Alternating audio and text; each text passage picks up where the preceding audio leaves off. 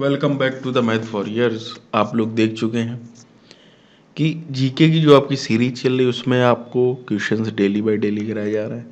आज भी कुछ इम्पोर्टेंट 10 क्वेश्चन होंगे, लेकिन 10 में 50 क्वेश्चन हो जाते हैं, ये आपको भी पता है।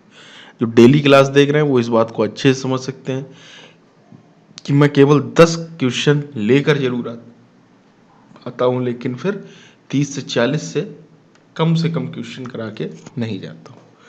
ठीक है भाई, ये सबसे अच्छी अप्रोच है कम समय में ज़्यादा काम करने की। ठीक है भाई, तो चलिए शुरू करते हैं बिना किसी टाइम पास। अगर आप लोगों ने चैनल को सब्सक्राइब नहीं किया तो दोस्तों जरूर कर लें। पहला प्रश्न आपकी स्क्रीन पर ये रहा कि स्वर्ण मंदिर बनाने के लिए भूमि किसने उपलब्ध कराई। बहुत ही जरूरी प्रश्न है। ठीक है,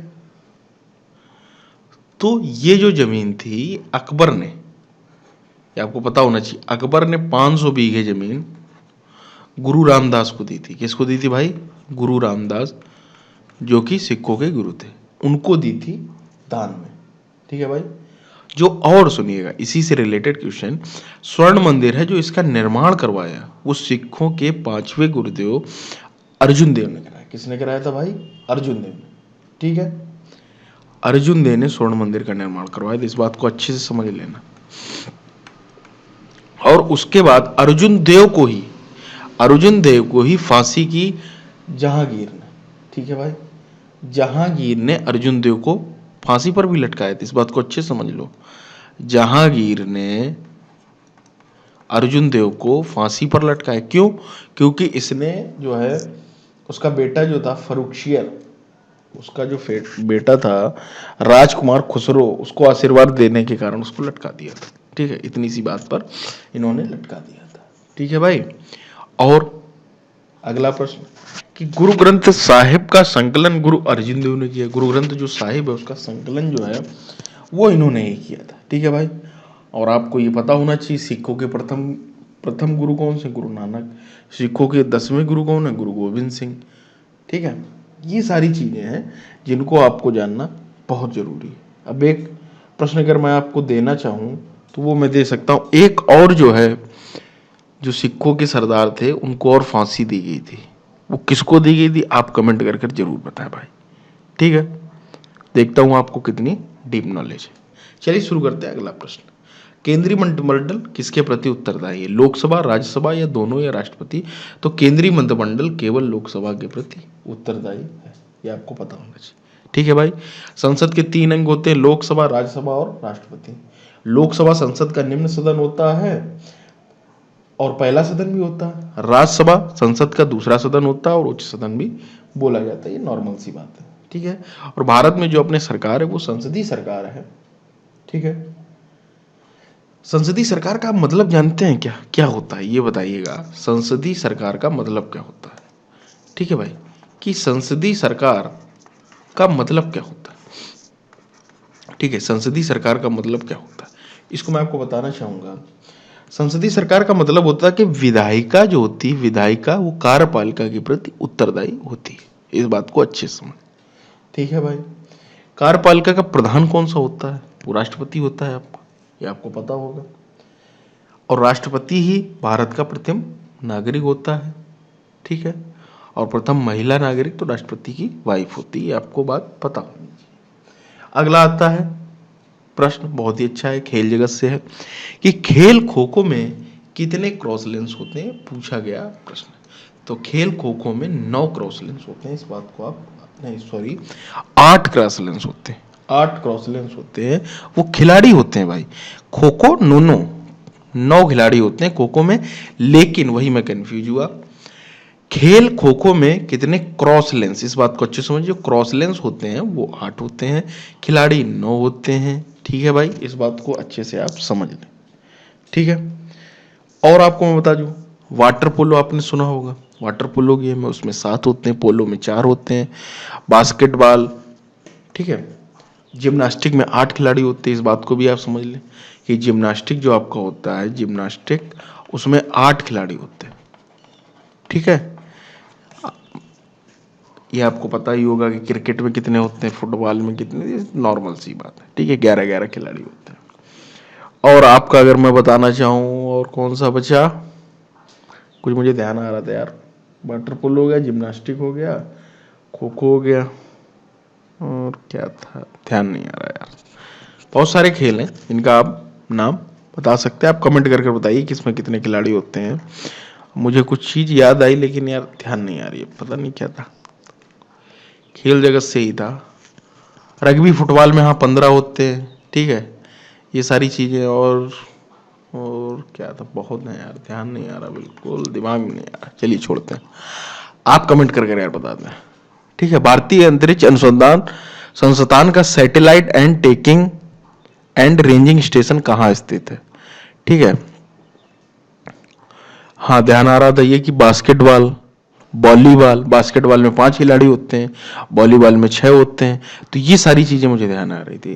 ठीक है, भारतीय अंतरिक्ष अनुसंधान का सैटेलाइट जो है वो कहाँ पर है, तो ये आपको पता होना चाहिए कि ये सारी चीजें कहाँ पर है और क्या है।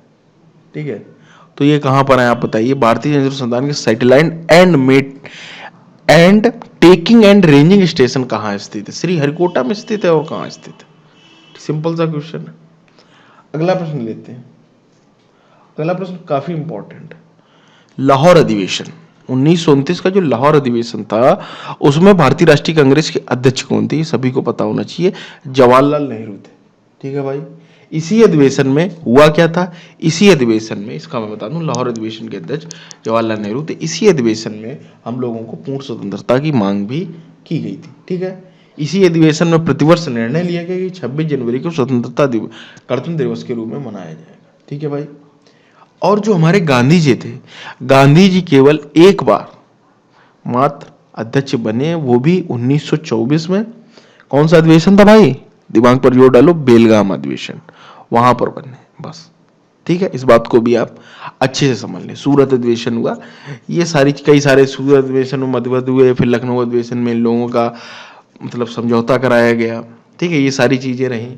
कई सारे गरम दल नरम दल में पड़ गए, गरम दल के लाल वाल पाल थे, लाला लाजपत राय, बाल गंगाधर तिलक, विपिन चंद्र पाल, ये सारी चीजें हुई, तो आपको पता होनी चाहिए। ठीक है, बेसिक पॉइंट्स। भारत का दक्षिणतम बिंदु कहां पर है? भारत का दक्षिणतम बिंदु कहां पर है? इंदिरा पॉइंट। ठीक है, भारत का दक्षिण बिंदु इंदिरा पॉइंट है, और ये कहां स्थित है? तो ग्रेट निकोबार में स्थित है, ये आपको पता होना चाहिए। कभी कभी लिख के आ जाता है ग्रेट निकोबार, कभी कभी लिख के आ जाता है भाई बड़ा निकोबार, ग्रेट माने बड़ा ही होता, तो बड़ा निकोबार में स्थित है, इस बार को आप अच्छे से समझ सकते हैं। ठीक है, और अंडमान निकोबार द्वीप जो है बंगाल की खाड़ी में स्थित है, ये भी आप लोगों को पता होगा। कहां पर स्थित है मेरे दोस्त? बंगाल की खाड़ी पर। ठीक है, ग्लोब पर दो स्थानों के बीच की न्यूनतम दूरी कहां होती है? ग्लोब पर कहां पर होती है? दो स्थानों के बीच की न्यूनतम दूरी जो है प्रधान देशांतर पर होती है। कहां पर होती है? प्रधान देशांतर पर। ठीक है, इस बात को भी आप अच्छे से समझ लें। प्रधान देशांतर बोलते किसको? तो 0 अंश, 0 डिग्री देशांतर को ही हम प्रधान देशांतर बोलते हैं। इस बात को भी आप अच्छे से, जिसको हम ग्रीनविच जीएमटी रेखा बोलते हैं, ग्रीनविच मीन टाइम, उसी को बोला जाता है। ठीक है भाई, और जो अंतरराष्ट्रीय तिथि रेखा होती है 180 डिग्री देशांतर रेखा को हम अंतरराष्ट्रीय तिथि रेखा बोलते हैं। ठीक है, ये भी आपको पता होना चाहिए। दूसरा, दो देशांतरों के बीच की दूरी को क्या कहा जाता है? आया हुआ प्रश्न एसएससी का, कि दो देशांतरों के बीच की दूरी को क्या कहा जाता है? तो उसको कहा जाता है गोरे कहा जाता है। ठीक है, अब अगर दो देशांतरों के बीच की आई है, तो दो अक्षांशों के बीच की दूरी कितनी होती है आप मुझे बताइए, तो कितनी होती है मेरे भाई? ये भी आया हुआ क्वेश्चन है, 111 किलोमीटर, ये भी आपको पता होनी चाहिए। ये सारी चीजें आपको पता होनी चाहिए। ठीक है भाई, सर्वोच्च न्यायालय की संवैधानिक पीठ में न्यूनतम कितने न्यायाधीश होते हैं? हमेशा याद रखना, न्यूनतम जो है 5 न्यायाधीश होते हैं सर्वोच्च न्यायालय। ठीक है, और इस बात को भी आपको समझना चाहिए कि जो हमारा सर्वोच्च न्यायालय है, ठीक है, उसमें एक मुख्य न्यायाधीश होता है और 30 अन्य न्यायाधीश होते हैं। ठीक है, और जो सर्वोच्च न्यायालय का गठन हुआ है अनुच्छेद 124 के तहत हुआ। किसके तहत हुआ मेरे भाई?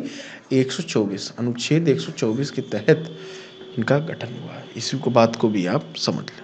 ठीक है, अब देखते हैं क्वेश्चन नंबर 29। ठीक है, इसके 5 सर्वोच्च न्यायालय के 5 वो क्या है, बंदी प्रत्यक्षीकरण, ठीक है, ये सारी चीजें जितने हैं वो भी इंपॉर्टेंट है। 5 होते हैं, आपको पता होना चाहिए। परमादेश, बंदी प्रत्यक्षीकरण, अधिकार परीक्षा और क्या है, ध्यान नहीं आ रहा यार। ठीक है भाई। पारसेक किसकी इकाई है? पारसेक किसकी इकाई? पारसेक दूरी की सबसे बड़ी इकाई। इस बात को भी आपको रटा होना चाहिए, दूरी की सबसे बड़ी इकाई पारसेक ही है। पारसेक दूरी की सबसे बड़ी इकाई है। ठीक है। एक पारसेक में होता कितना है ये मुझे बताइए। तो एक पारसेक में भाई 3.26 प्रकाश वर्ष होता है। ठीक है। प्रकाश वर्ष दूरी की इकाई है, ये आपको पता होना चाहिए। एक प्रकाश वर्ष में 9.46 गुणा 10⁻15 मीटर, 10⁻15 मीटर और या 10⁻12 किलोमीटर। ठीक है, वो चेंज हो जाता है, उससे कोई फर्क नहीं पड़ेगा। इस बात को भी आपको पता होना चाहिए। आखिरी क्वेश्चन आज की क्लास का, लार की जो होता है, लार जिसमें टाइलिन नामक एंजाइम पाया जाता है, आपको पता होगा, जो भोजन को लुगदी बनाने में सहायता करता है। ठीक है भाई।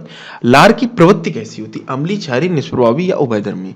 तो लार की जो मेरे दोस्त प्रवृत्ति होती है वो मैं आपको बता दूं, अम्लीय होती है। इस बात को भी आप अच्छे से समझ लें। लार की जो प्रवृत्ति होती है अम्लीय होती है। मनुष्य लगभग एक दिन में 1.5 लीटर लार प्रतिदिन जो है उत्पन्न करता। कितना भाई? 1.5 लीटर। ठीक है। आप बीच बीच में कमेंट भी कर बताया करें, जहां कुछ छूट जाया करे तो सर ये भी क्वेश्चन हो सकता है, थोड़ा सा उससे और बच्चे अगर कमेंट पढ़ने हैं तो वहीं से उन्हें क्वेश्चंस तैयार हो जाए। कुछ बच्चे लिखते भी हैं तो बड़ा अच्छा लगता है।